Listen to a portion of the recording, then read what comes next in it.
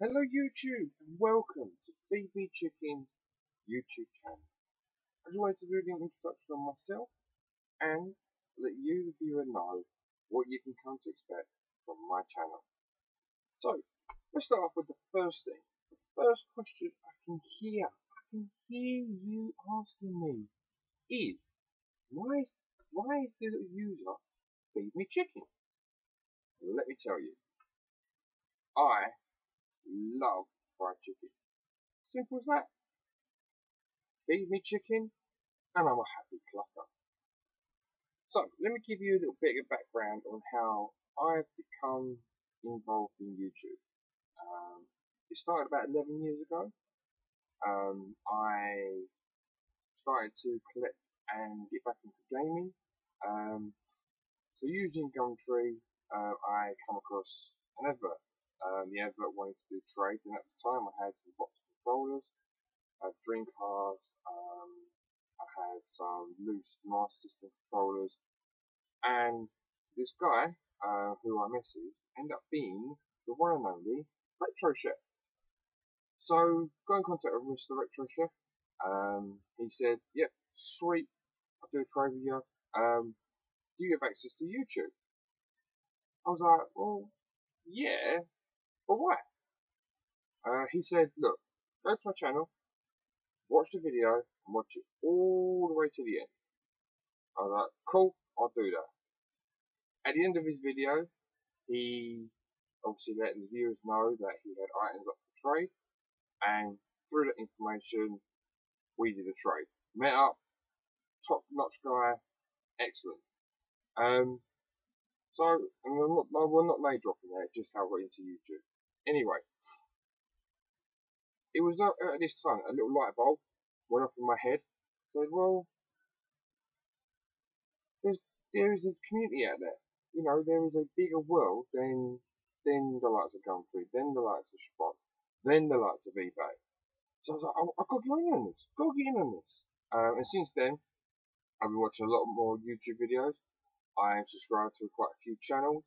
I have a very big interest in getting involved in the gaming community. And obviously, thanks to my son, who was very much into YouTube before I got into YouTube. You know, when he knew what was going on, he was like, "Dad, of course you need to be looking at YouTube. You know, this is the way forward." Which is obviously how things are going, certainly at this point. So that is how I got into YouTube. I obviously want to now be more involved in the community, you know, put out my points of view, share my pickups, share my gameplay, you know, and just do, you know, basically what everyone else does. But as you can tell, it's going to be of a lower quality. But I am not ashamed of that. Everything that you can see is all recycled. You know, the area that I'm in is recycled. Okay, so I'm not an IKEA guy. Yeah, all my games are cheap. They're not expensive, but I'm proud of it. You know, this is mine, and I couldn't be happier. So let's just delve into a little bit of history behind my gaming and how I got involved in gaming. So it's all down to my dad. Okay, so thanks to my dad, he either got me started on the Commodore 64 or the Amiga 500. I don't know which one came first. If we started with the Commodore 64, I played the likes of Batman and Ghostbusters. They were the two games that were the main ones I played. So I got a lot of nostalgia for that. Onto the Amiga 500. Okay, so it was the first time I got introduced to games such as Street Fighter,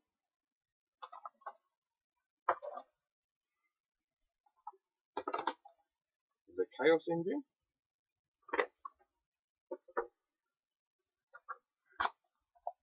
Zool,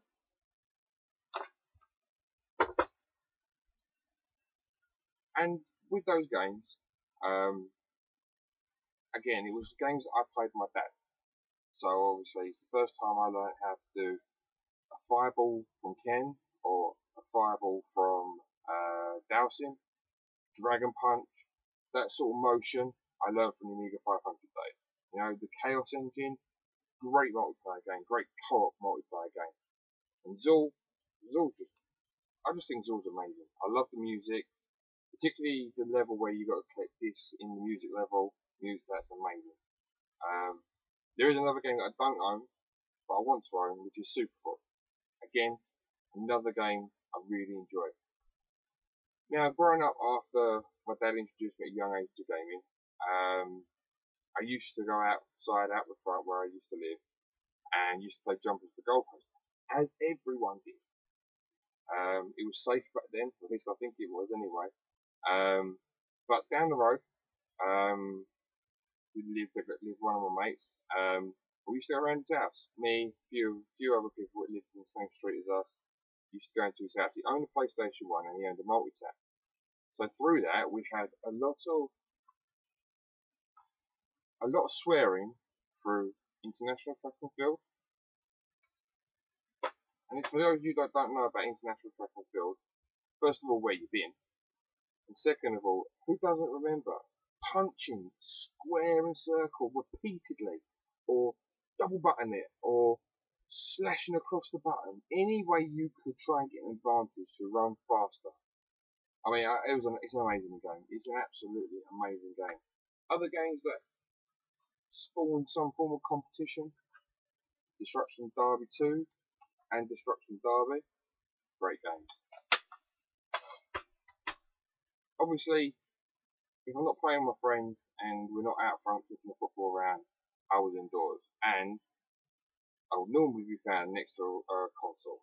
So if I was playing PlayStation 2, I would be playing Capcom vs SNK 2.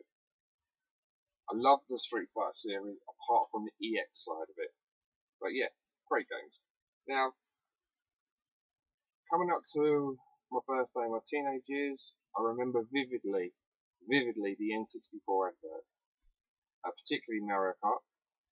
So after bugging my parents, I did get an N64 on my birthday, and yeah, just so much memories. Mario Kart, GoldenEye, of course.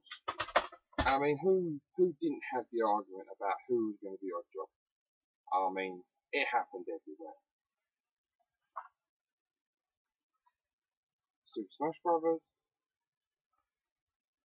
and because I obviously grew up in the Attitude Era, you got a bit of WrestleMania 2000. Now, all of those games, I mean,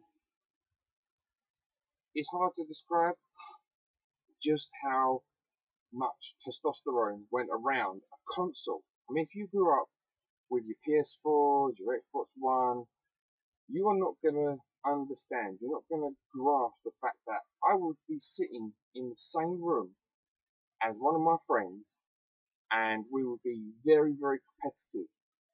You know, you're looking at people like, you fucking dickhead, you fucking cheater. I don't believe you. Yeah, I shot you. Fuck off. Yeah, and I'm telling them to their face that they're a dickhead. Or I'm telling them to fuck off to their face. But at the end of the day, you know, we still walked out. We're still friends at it. You know, go outside and play football, come back, and again, more verbal volleying. You know, you can't beat that sort of, those sorts of memories. You just can't beat them. They are there to stay forever. Now, as I was finishing my GCSEs and leaving school, I end up making a really, really good friend.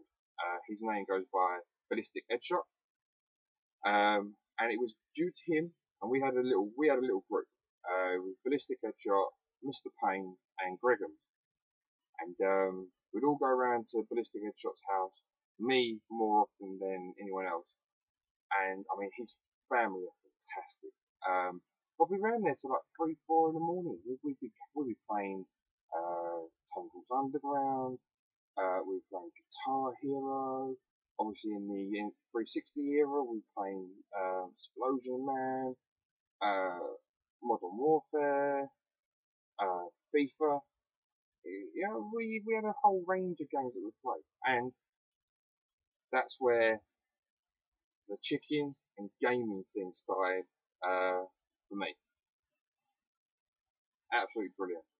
But the reason I bring this section of my gaming events up is because it was due to Mr. Ballistic Headshot, which is the reason why I got into 360.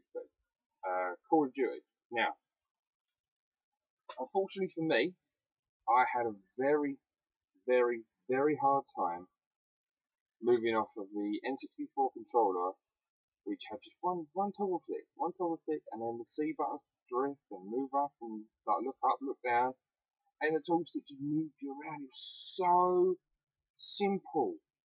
I love the N64 controller. I've got so much love for the N64, but I couldn't transition into the dual analog sticks. I mean, I was one of these people. I'm up there. I'm shooting into the sky and there's nobody there. You know, I'm like, the fuck? This is so fucking annoying. I'm really fucking frustrated. So it took me a long time to get hold of it. A long time.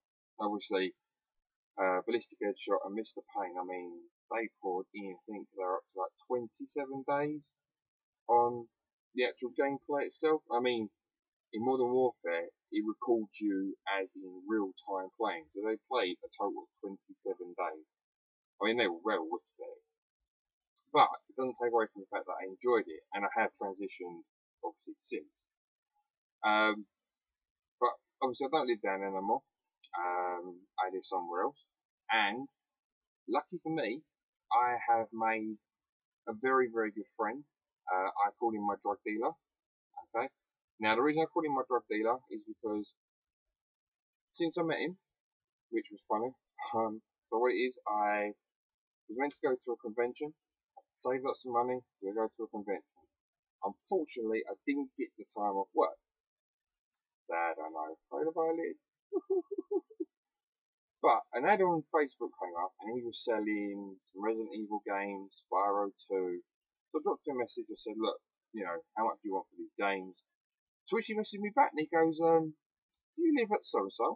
I was like, bear in mind, this is like 2 o'clock in the morning. I was like, yeah. So I'm a little bit worried, 2 o'clock in the morning, and he's responded at 2 o'clock in the morning. He goes, oh, right. I said, well, how do you know? He's like, I live on the same street as you. Well, that's alright then. And then since then, our friendship's blossomed. So that's brilliant. I mean, the reason I call him my drug dealer, he's not actually a drug dealer, but what it is, my habit is games. He buys a lot of games in bulk, and he will always sell me games at a lot cheaper than the price that they're selling at. And unfortunately for me, because I'm weak, I can't say no. And he's brilliant. I mean, if I haven't got the money there, he'll just keep it for me until I've got the money. You know, he's a great guy. Absolutely brilliant guy. So, yeah.